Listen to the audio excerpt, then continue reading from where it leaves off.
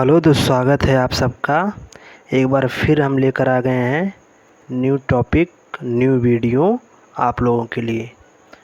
तो आज का हमारा टॉपिक है अविश्वास प्रस्ताव क्या है, नो कॉन्फिडेंस मोशन क्या है। तो आज हम इसी के बारे में बताएंगे आपको।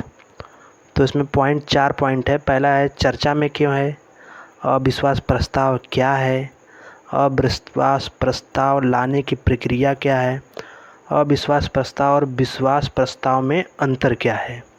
ये 4 पॉइंट को हम डिस्कस करेंगे। लेकिन हाँ, आप वीडियो को पूरा देखिएगा, क्योंकि पूरा देखेंगे तभी तो समझ में आएगा कि बातें क्या हुई है अंदर। इसलिए अभी वीडियो पर अगर नए हों तो प्लीज़ चैनल को सब्सक्राइब कीजिए एंड बेल आइकन को दबाइए, शेयर कीजिए, क्योंकि इसी तरह की वीडियो मैं हमेशा लाता रहता हूँ। तो आइए समझ लेते हैं कि यह पहले चर्चा में क्यों है। बीते दिनों विपक्षी दलों द्वारा लोकसभा अध्यक्ष के खिलाफ अविश्वास प्रस्ताव पेश किए जाने की अटकलों के चलते खबरों में रहा है। तो आइए अब जान लेते हैं अविश्वास प्रस्ताव क्या है।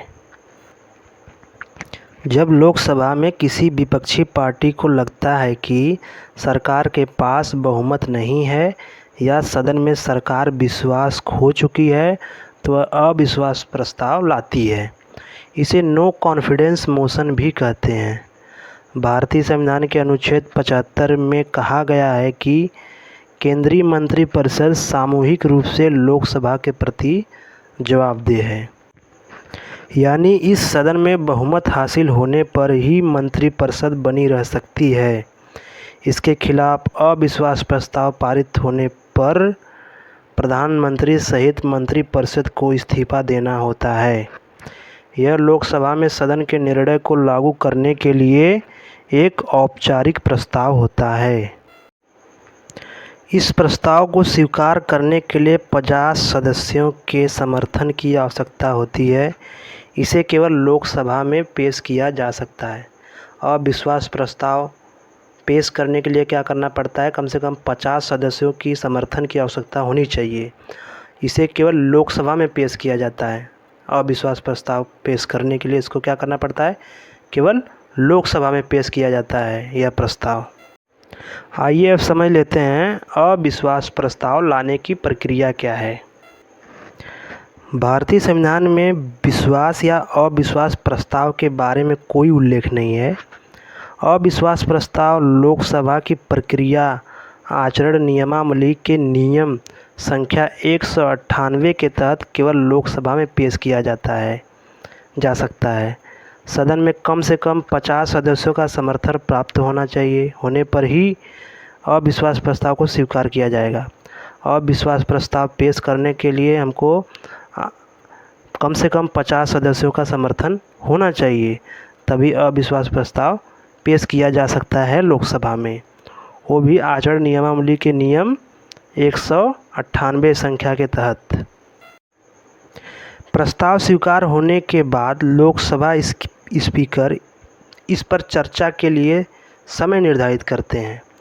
चर्चा के अंतिम दिन स्पीकर मतदान के जरिए निर्णय की घोषणा करते हैं। सदन में प्रस्ताव पारित होने पर मंत्रिपरिषद इस्तीफा देने के लिए बाध्य होती है। आइए अब जान लेते हैं अविश्वास प्रस्ताव और विश्वास प्रस्ताव में अंतर। इन दोनों के बीच डिफरेंस क्या है। यह दोनों ही प्रस्ताव संसदीय प्रक्रिया के अंग हैं। सदन में अविश्वास प्रस्ताव हमेशा विपक्षी दलों द्वारा लाया जाता है, जबकि विश्वास प्रस्ताव अपना बहुमत दिखाने के लिए हमेशा सत्ताधारी दल लेके आता है, यानी सरकार लेके आती है। किसी विशेष परिस्थितियों में राष्ट्रपति भी सरकार से सदन में विश्वास मत अर्जित करने के लिए कह सकते हैं। एक बार अविश्वास प्रस्ताव लाने के 6 महीने बाद ही दोबारा अविश्वास प्रस्ताव विपक्ष द्वारा लाया जा सकता है। यदि सरकार सदन में विश्वास प्रस्ताव के दौरान सामान्य बहुमत साबित नहीं कर पाती है, तो ऐसे में सरकार को इस्तीफा देना होता है। तो सरकार जब विश्वास प्रस्ताव लाती है तो उसको अपना बहुमत कम से कम साबित करना पड़ेगा। अगर नहीं साबित कर पाते हैं तो आपको सरकार से इस्तीफ़ा देना पड़ता है। तो आज का वीडियो बस इतना ही। धन्यवाद। मिलते हैं नेक्स्ट वीडियो में। वीडियो अच्छी लगे तो लाइक कीजिए, सब्सक्राइब कीजिए एंड शेयर कीजिए, क्योंकि हम इसी तरह आपके लिए वीडियो लाते रहेंगे।